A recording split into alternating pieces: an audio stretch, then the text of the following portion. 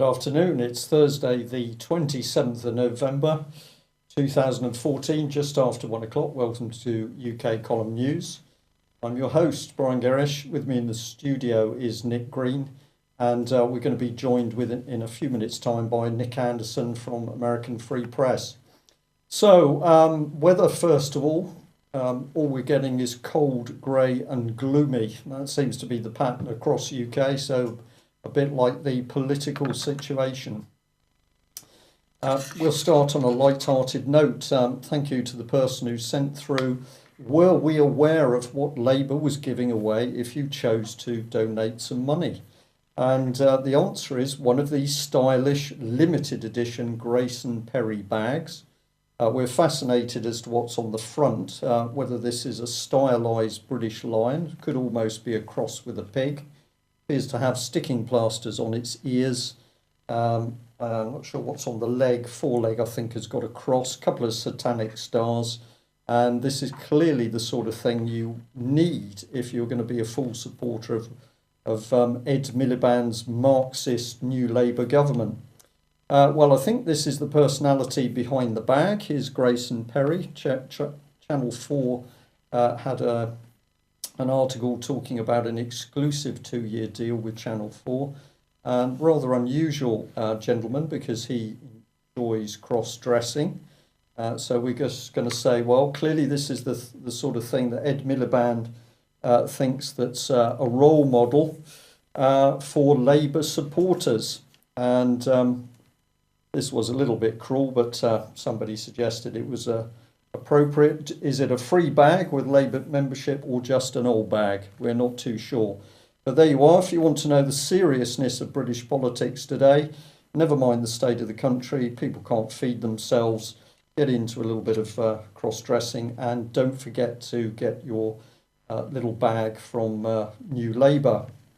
Well, David Cameron, meanwhile, of course, is going to be faced with another blow, because the European Union has decided it's got a huge shortfall in funding, another 700 million roughly, I think. And that's going to mean that countries have got to pay out more. So the Express here is suggesting that Britain's facing another demand from the EU for a mere 34 billion. This is some of the detail. The staggering amount will push our EU contributions to above 13 billion a year over the next 6 years, the equivalent to an extra 3,000 per household between now and 2020, while we can congratulate ourselves for being so generous.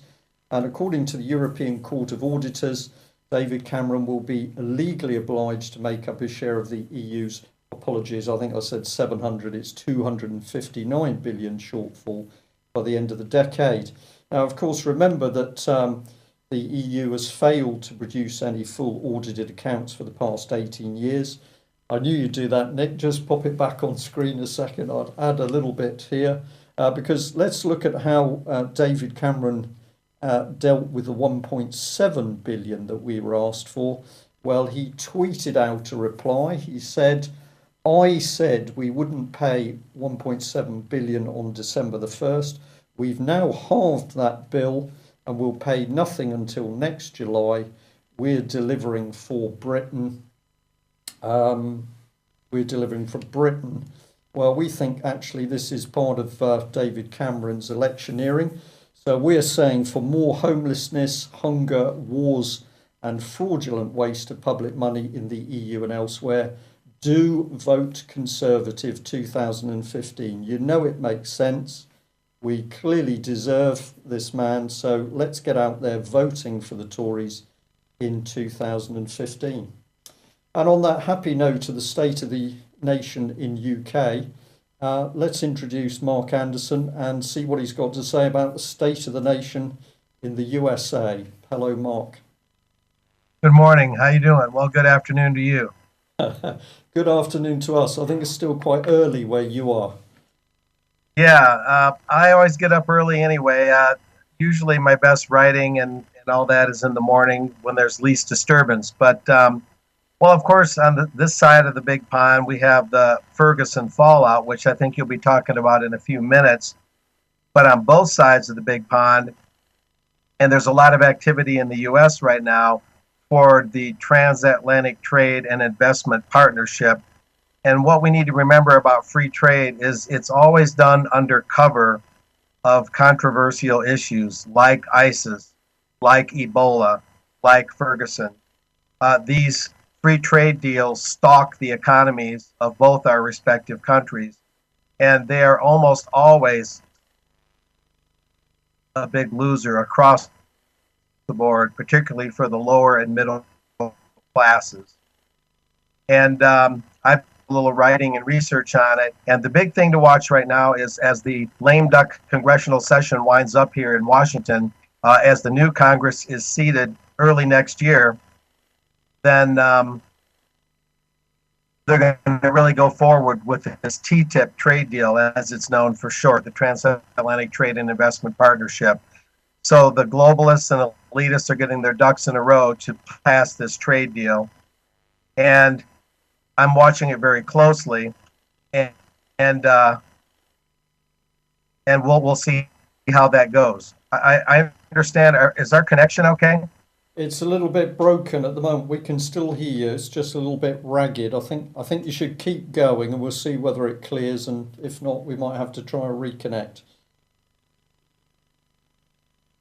Yeah, I saw a couple connections that. Indications rather that it might be a problem. Well, simply put, Tony Lucadamo of a Virginia think tank, University of Virginia's Miller Center for Public Affairs, is writing a very urgent article. He published it in The Hill, a Washington newspaper, and that urgent article is saying that unless Congress acts very carefully and forcefully in conjunction with the White House, that this TTIP trade deal might not survive.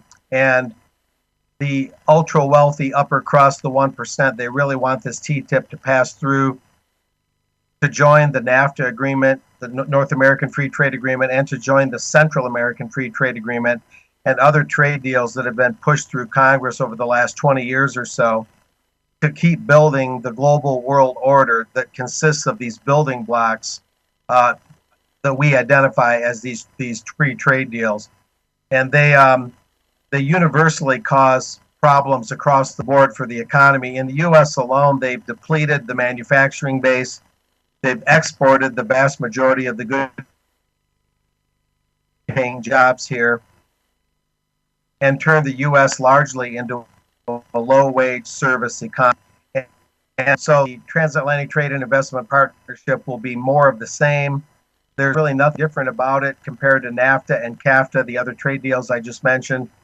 And the one thing that it does have, though, is it has more provisions to challenge the laws of sovereign nations that are party to this new trade deal between the U.S. and the European Union, if it passes. Right. You've described this as another one of the building blocks towards one world system of government. Just in its simplest form, what do you consider the other equivalent building blocks are? This TTIP is one of them. What else would you put alongside it? Well, the North American Free Trade Agreement, the Central American Free Trade Agreement, and the other big trade deal that's in the works right now is the Trans-Pacific Partnership.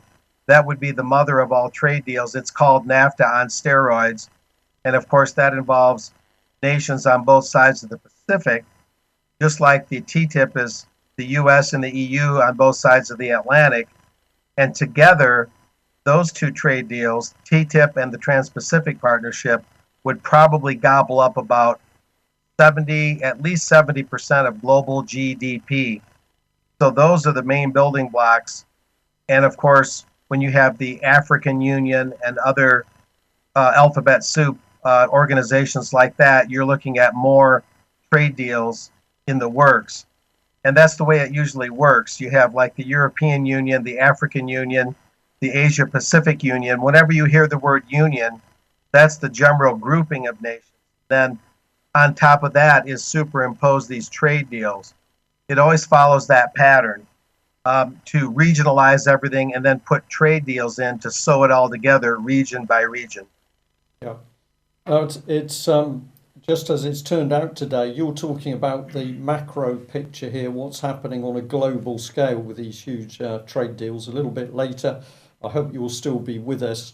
I've got some exposure of what's happening at a very local level in UK, where we're seeing local authorities. These are very small areas of local government. They're now starting to come together to collaborate. And if we lift the stone and have a peer underneath, what do we see? In partnership with their collaboration, we see companies, businesses, the corporations, the big corporations coming in. And so we are beginning to see that there's this mix of government and corporations, communitarianism, we could call it, which is being implemented at very low level now, but under the radar of most of the voters. And I think that's also taking place in the states as well, in that you've got an attack on the states, the individual states themselves, trying to introduce regionalism into the USA. Oh, yeah, I could go into considerable detail on that, and it goes back decades. Yes.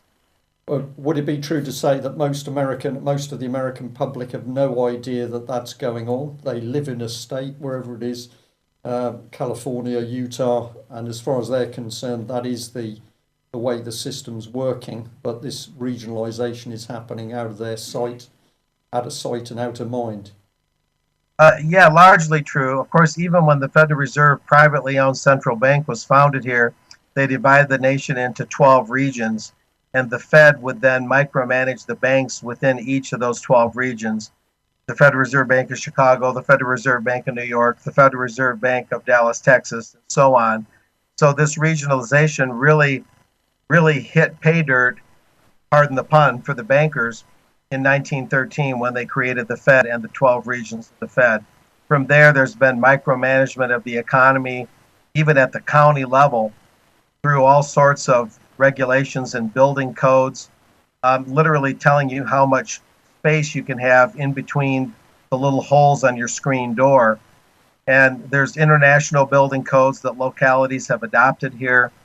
They get into how far the doghouse can be from the neighboring property line, all sorts of micromanagement in terms of what you can and cannot build on your land.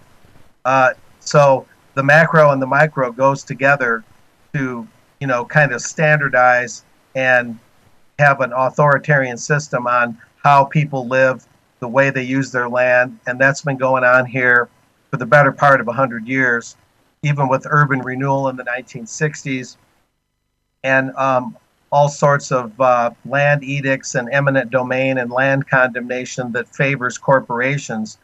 Therefore, you see the privatization of water, large water supplies being privatized, municipal sewer systems and water systems being privatized by the same corporate communitarianism that you're talking about in just a slightly different form, to just a slightly different approach.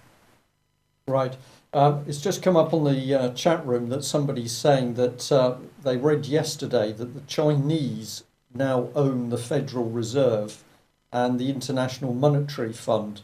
It's just a comment within the chat room this afternoon, but obviously China's buying up vast amounts of property and public infrastructure in the States. Is there any evidence they've gone as far as taking over the Federal Reserve for what's left of it? I don't know. That could be an urban legend. Those are the kind of items you have to be a little careful with, of course. I'd have to look into that. Certainly China owns a lot of debt because they buy up a lot of our debt. But whether it would go that far to actually own a piece of the Fed, it's a little too early to tell. Right. I'll just bring up on the screen the Hill. You passed this across earlier this morning, so this was the tipping point article. Just having a scan through because we had a few problems before the start of the news today. But it's talking there about Obama working for a carbon deal in Beijing. They're saying about him going to negotiate a nuclear settlement with Iran. And then up comes the subject of the transatlantic trade agreements. And of course, there's a bit of mention in there about Russia's belligerence looming larger than ever. But it is saying here economic recovery on both sides of the Atlantic rests on shaky ground. Is this article one that you would support in general, or have you just used it to highlight TTIP?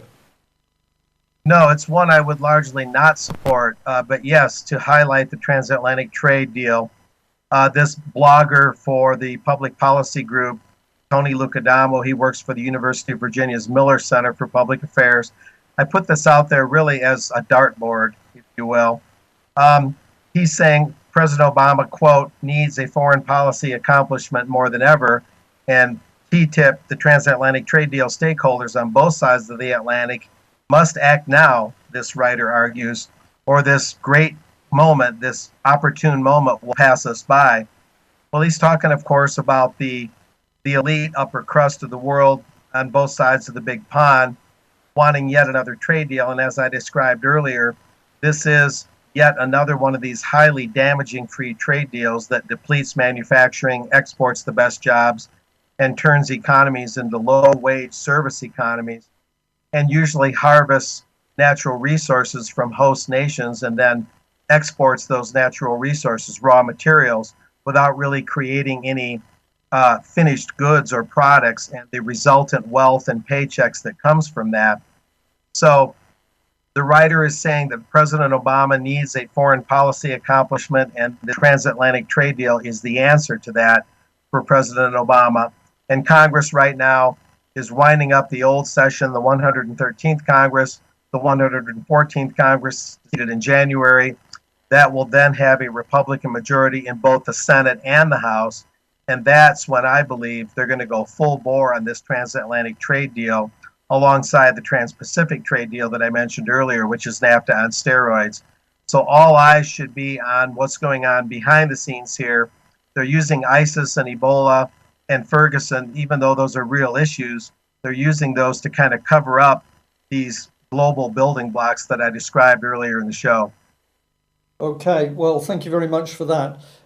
Just give us a little bit of comment on the Ferguson riots. This is, we've taken this from Patrick Henningson's 21st Century Wire. He's put up quite a detailed chronology of events around the trouble there. Tell us something about it, if you can. Well, the latest news is that there's riots in Los Angeles, California, and Oakland, California.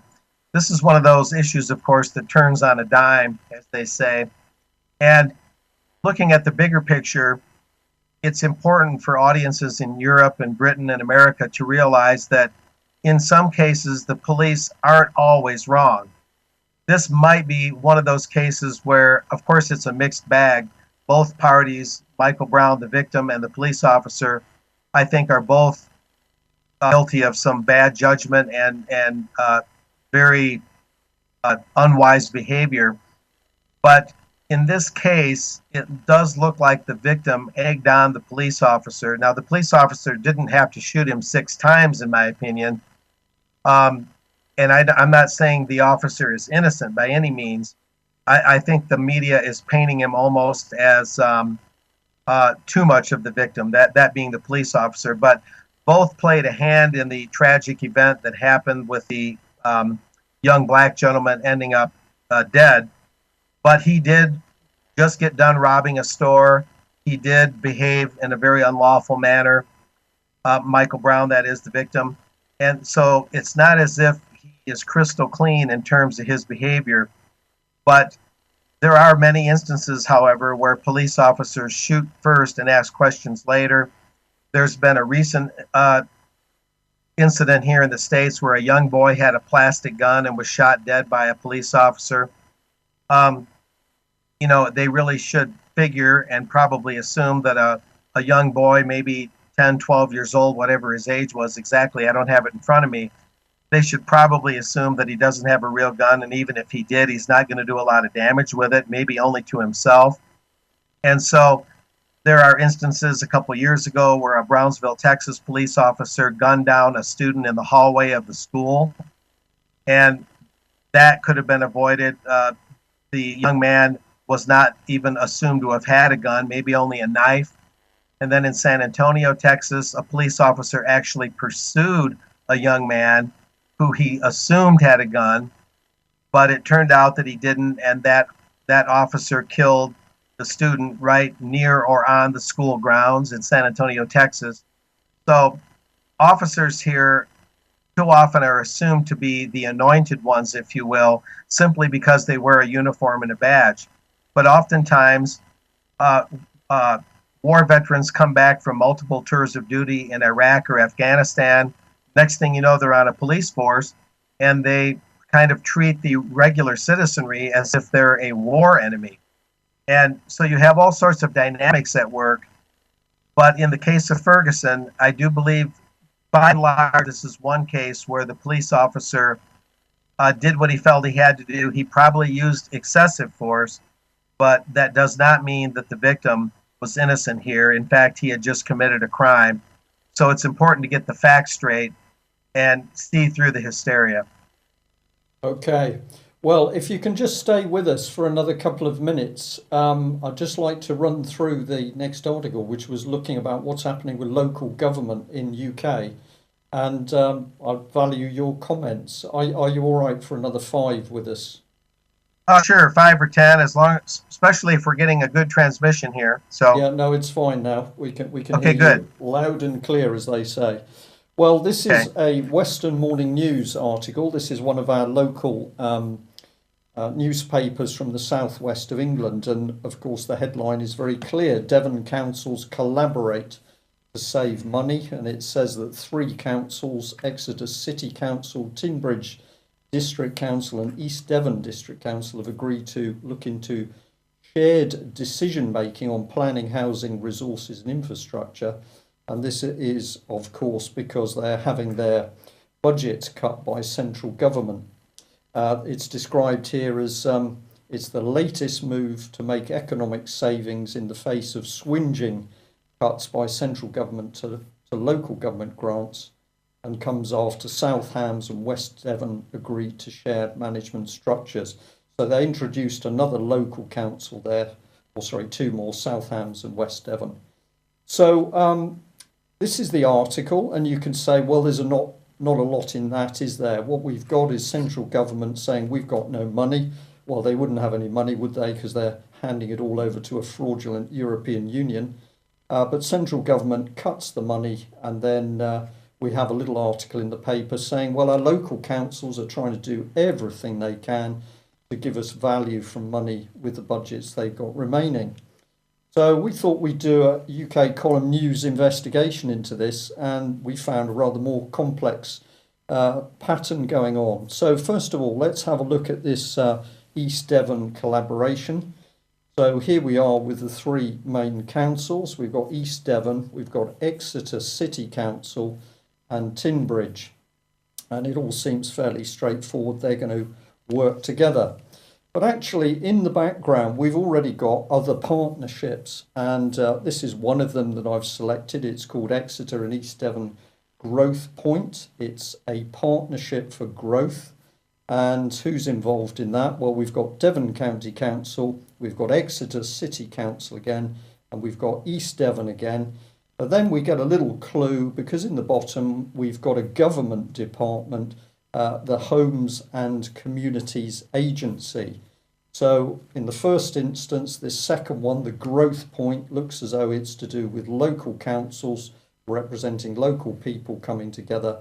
But as I said, we get a clue that it's got an input from central government. But let's come back to the main collaboration, because these people have already been working to set up a joint computer IT company, Strata Service Solutions Limited. And this is again being sold that it's going to save the taxpayer money.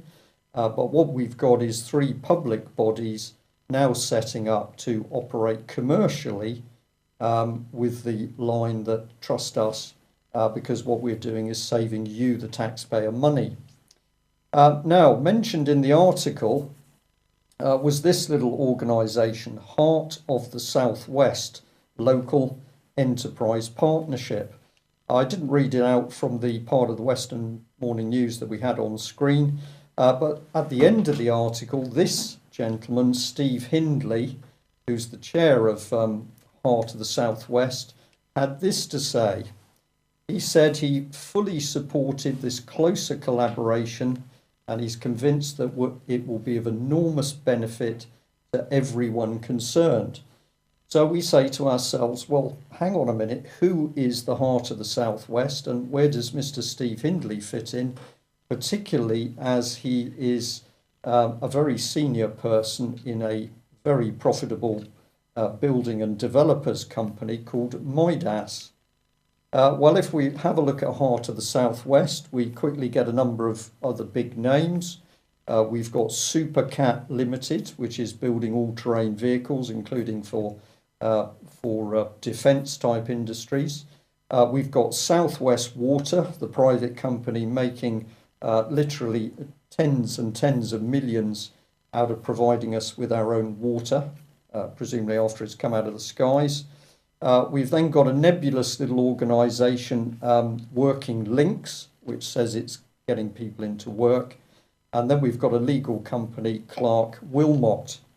But if we go through the board of directors, we get a much clearer picture of what's really going on here. So the first man we'll bring up is the Southwest Water man, Stephen Bird. Apologies, Stephen, a slight spelling error there. But we've also got Paul Diviani, who's the leader of East Devon District Council. So we've got an article in the paper praising what's happening, but we've got the same council that's taking the action linked in with the company or the organisation that's praising what's happening. So we've got an ex-KPMG accountancy man, also involved with, or previously involved with the South West of England Regional Development Agency. This was a quango, a central government. So we're now getting a picture. We've got local council leaders and indeed councillors mixing with big business. Here's another councillor, Gordon Oliver, the leader of Torbay Council. We've got Wendy Purcell, the Vice-Chancellor of Plymouth University. We've got a gentleman called Tim Jones, particularly well-known property developer in the Southwest. Vaughan Lindsay, Chief Executive of Dartington Hall Trust. Barbara Shaw, she's involved with quite big social housing, Westwood Housing. Andrew Ledbetter, Porton Guy with Devon County Council. We've got Councillor David Hall from Somerset County Council, and in the corner, Steve Smith, Vice-Chancellor of Exeter University. So we're going to say what's really going on here is that underneath the surface, you've got our historical democratic system being undermined, and now we're mixing big business with local government, but it's all being done hidden from the public eyes. So the public sector mixed, as we would say, with unaccountable big business. So you can research this yourself, have a look at the article there from the Western Morning News, but also have a look at that local enterprise partnership, part of the Southwest, and you can check out these individuals for yourself. It's pretty clear, Mark, when you simply start to do even a little bit of research. There are massive changes going on in UK to our traditional government structure, and it is no longer the case that local people are electing a local councillor who then goes into a debating chamber, makes the best decisions for us. As I think we've just shown on screen, we've now got this nebulous mix of people who have been elected with big corporations. Any comments you'd like to make? Oh boy, there's lots. Here in the States, for one thing, you have the head of Nestle based in Switzerland putting deals together in Michigan, for example, where I'm from, and removing millions of gallons of water out from under the communities there and bottling it under the Nestle brand. And communities are losing their control, as I found in some research a year or two ago. They're losing control of community water supplies as Nestle sets up huge plants in Evart, Michigan, that's E-V-A-R-T, and other conduits throughout Michigan, which of course has incredible supplies of fresh water, some of the largest in the world. And so the Bilderberg connected head of Nestle has been privatizing and bottling water in Michigan for several years now, and there have been lawsuits there. Another thing in the States, and you can tell me if this is like it is in the UK, is, for example, the former governor of Indiana, Mitch Daniel, who's had Bilderberg and Trilateral Commission connections, attending meetings of both groups. He sold or leased the Indiana Toll Road to, I believe, a Spanish and Australian conglomerate. I forget the exact outfits. This is going back several years now, but the Indiana Toll Road was leased to private companies who then would charge tolls as to what the market will bear and raise the tolls on that very busy transnational toll road that goes across most of the United States. And this is happening in Texas and elsewhere where freeways are being converted to tollways, or at least there's a threat to do so. And a lot of Texans are standing up against that. So private interests are merging very heavily here in terms of privatizing freeways, building punishingly expensive tollways that are very high priced. I drove on one in Illinois that connected two other interstates. I only drove about 11 miles and I paid like $4, $5 in tolls. And this was just very recently. So with water, the privatization of water and the privatization of our infrastructure, that's where it's really hot and heavy here in the U.S. Yeah, and we've got the same thing going on here, of course, because we can just watch by the amount of building going alongside our motorways, the gantries going in, the huge signs, the so-called controlled traffic. What is really happening in front of our eyes is all the preparation for road charging happening here. And yes. Although it was very low grade, we had a little bit of comment in the paper that a certain Mr. Rothschild said he would be very happy to take over at least some of Britain's motorways. Before I let you go, I'll just bring in this. This is actually part of the website of this organisation, Heart of the Southwest. And here we are. It calls itself a local enterprise partnership. Now, the text is a bit small, but I'll read it out. Under the About Us section, it says, our purpose is to lead and influence economic growth, job creation and prosperity, across the heart of the Southwest. And it says our vision is to transform the reputation and positioning of the heart of the Southwest in the national and global mindset, so that we are no longer seen as a peripheral area. Just leave that with us for a moment, Nick. Thank you. Basically, so what we've got here is a little organisation. It says, well, it's all local, but then you look at the language, and here you've got the global mindset coming in. And just the last comment before I hand back to you is if we have a look at this paragraph, it says, following the government's local growth white paper in 2010, local enterprise partnerships were created. As strategic partnerships between businesses and councils, they play a pivotal role in determining local economic priorities and undertaking activities to generate growth and employment. So here we've got the nub of it. This organisation was itself set up as a result of a government agenda, and then once it set itself up, it claims to be legitimate and to essentially have authority over how we run business and generate growth. So we're going to say this is not local anything. This is big government being embedded at local level. And on that note, I'll just say, Mark, if you'd like any last minute comments, and we'll let you go back to a cup of coffee, I should imagine. Mm-hmm. Well, what you're describing is very pervasive. In the U.S., you have things like the Michigan Economic Growth Authority. Whenever you hear the word authority, you typically, in the United States anyway, you're typically looking at a government corporate partnership. And by and large, they're not always a bad thing. It doesn't mean that everything they do is wrong. But by and large, it marries big money with government and really keeps the taxpayer and the regular citizen out of the mix by and large. And it really kind of ties into free trade.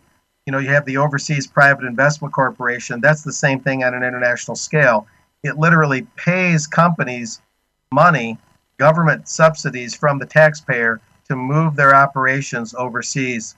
So some of our industry in the United States, some of those corporations have actually been paid directly or indirectly to move their operations overseas.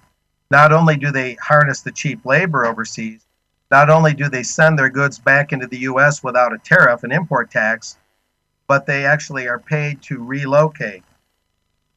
Now, there's been some reversal on that. There's been some companies that want to put their uh, operations back in the US, but it's a very slow process. But let me just end with this quote, and this is from Gus Stelzer, a former General Motors executive. He's the late Gus Stelzer. He wrote a lot about free trade and the fallacies of free trade. He said this about trade deficits. If the goods represented by America's current yearly trade deficit were produced in the United States, they would generate $2 trillion in added national income per year, equal to about $16,000 per household per year. So when we run a trade deficit with China, in other words, we're forfeiting domestic production, and that forfeiture means that we lose that kind of money, $2 trillion per year in added national income, about 16,000 per household. That's what trade deficits do. That's what the forfeiture of production does under global free trade as we know it, the way it's managed by the elite and their lackeys in banking and government. Okay, Mark. Well, an excellent summing up, because of course we've seen exactly the same policies destroying this country. So all of the main manufacturing and industrial base completely gone, either destroyed or given away to other countries. We'll leave it on that note. Thanks very much for joining us, and we look forward to seeing you again. Thank you. Yes, we'll see you next time. Great job. Okay, thank you. Bye-bye. Well, a couple of general stories from here in the UK. The Guardian pointing out that house prices now in London are going up so fast, they are outstripping annual salaries each year. So the Guardian's sort of divided up the London boroughs into the speed at which the prices are going up. So he's saying that they're saying in 33 boroughs, the average prices rose by more than 35,000 between April 2013 and 14. But in other boroughs, you've got rises of 45,000, and Wandsworth and Hackney houses earned more than London solicitors who take home an average of 70,000. So what we've really got is the fact that people being displaced, people being forced out onto the streets by these artificial rises in property values. Of course, all of this favoured not only by David Cameron's Conservatives, but also by the Labour government and, of course, little Nick Clegg, who's in the background. Well, local stories, Plymouth Herald, just a fascinating article here about a gentleman who has just been found guilty of harassing some paedophiles.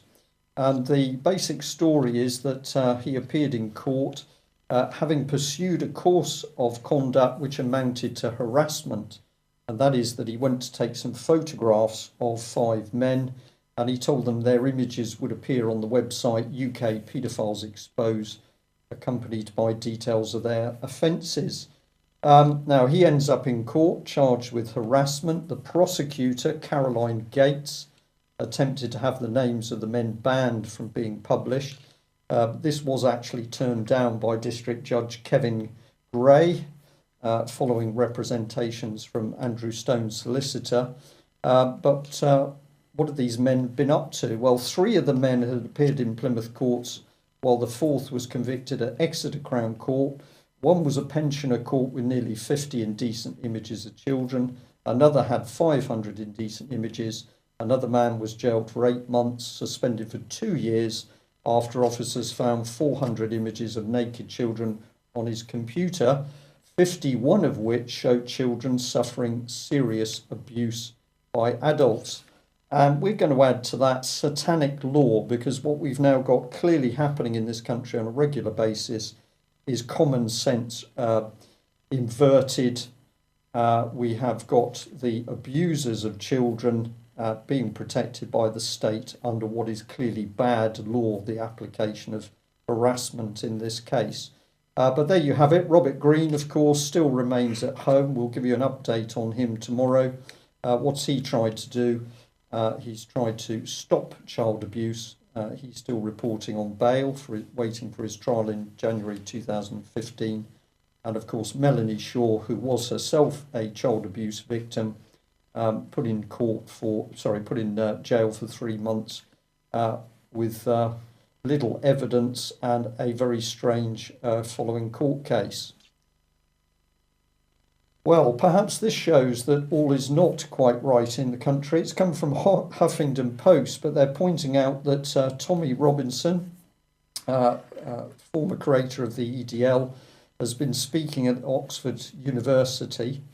He's saying that fear has paralysed the police. He's talking about paedophiles. He's talking about Islam in this country.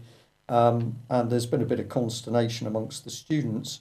But we'd like to say, who is this man?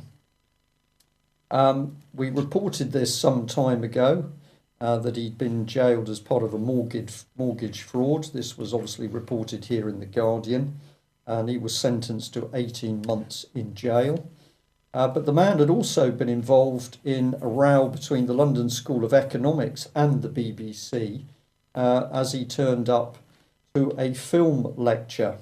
Now, we covered this in detail before, but we're going to say we find it fascinating that this man is still able to pursue a political agenda, it would appear with some help from the states. This is where the engagement came. There was an Algerian-American human rights professor of international law taking part in an event at London School of Economics. EDL leader Tommy Robinson, who's been connected to the BBC, turns up. There was then a spat with Majid Nawaz, chair of Quilliam and Global Islamist Party, and an ex-LSE student on political theory. This is Quilliam. It's a counter-extremism think tank, apparently. But of course, the BBC had another gentleman who was prepared to work with Mr. Robinson, and that was Aqil Ahmed, BBC head of religion and ethics. And he was tied in with this organisation, Coolius, and we started to say, who on earth is Coolius? So that was the big question.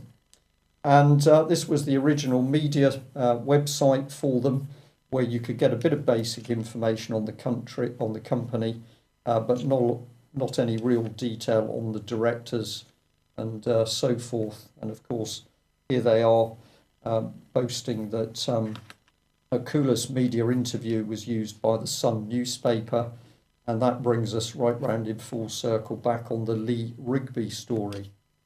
And we pointed out that when we got in touch with the BBC and we asked them who is Coolest Media and what is their precise contractual relationship with the BBC, they didn't want to answer. They said Coolius is in the early stages of developing a programming for the BBC, for which it's been filming with Tony Robinson and think tank Quilliam Best. That was from Tara. And so we asked very simply, who is or who comprises Coolius? Please answer the question, to which the BBC avoided the question and said, speak to Coolius. So we're going to ask the basic question again. The BBC failed to answer why and what exactly is the relationship between the BBC and Tommy Robinson. And here from YouTube, you can see a link back into Coolest Media. And there's another one here. And here's the gentleman himself, Aqil Ahmed. And he doesn't want to say what his relationship is with the BBC and Tommy Robinson. A big question. We'll leave that for time to sort itself out. Meanwhile, the MOD has been remarkably shy on the subject of Lariam. And we've pointed out that this drug, anti-malarial drug, has been given to troops going south to Sierra Leone, including RFA Argos. The Americans have banned the drug due to its dangerous side effects with hallucinations, depressions, etc. But the Ministry of Defence seems happy to continue to give this drug.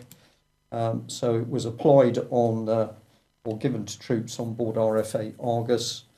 And we know that there are some members of Argus Ships Company that are indeed suffering side effects of hallucinations and depression. So it's been banned by the US Ministry, the US Ministry of Defence, effectively, due to these dangerous side effects. But all the Ministry of Defence will say this side of the pond is all our medical advice is based on the current guidelines set out by Public Health England, and based on this expert advice, the MOD continues to prescribe Lariam as part of the range of malarial prevention treatments recommended, which help us to protect our personnel from this disease. Mefloquine is used across the UK, that's just another name for Lariam, not just by the military, and is only ever prescribed after an individual risk assessment. So, of course, the MOD totally ignoring the evidence that's coming to the surface of those adverse side effects and the fact that troops are currently experiencing adverse side effects after their latest inoculations. We'll report more on this in due course. And we'll end today with the fact that the Mail has been reporting that Barrister Michael Shrimpton has been found guilty at Southwark Crown Court. He called Parliament over a nuclear threat in April 2012. He said German spies had a weapon in London and were going to attack the Queen and at the London Olympics. But he's now facing jail after being found guilty of communicating false information. Sentencing going to be delayed while other checks are carried out, which I think are going to involve psychiatric assessments as well. So this was the meat of it. He claimed that German spies were plotting to attack the Queen with a nuclear weapon at the London Olympics. But he's been found guilty of communicating false information. So we say, here's the prosecution's case, that the information provided by Mr. Shrimpton was false, and that when he communicated those threats, he didn't honestly or genuinely believe that they were true, or rather he knew or believed that they were false. So this is the key question for the UK column, or by the UK column. Does this mean that anyone reporting possible terrorist threats can be found guilty of communicating false information if the government decides it doesn't like the information which is given? So we'll leave people to think about this in light of the fact that everyone is being told to be more vigilant, report to your local police anything which you think could be a terrorist threat. But now what we're seeing is if what you say causes the government problems, alarm and distress even, then you can expect a prison sentence. And on that happy note, we'll leave you to think about that, and we'll wait to see what actually is going to happen with regard to sentencing for Michael Shrimpton. That brings us to the end of today's news. We will be back at the same time tomorrow. One day to go. Next week, we're looking forward to Louise Collins returning, and we'll have a little bit more of teamwork in front of the camera. Thanks for joining me today. See you tomorrow, 1300. Bye-bye.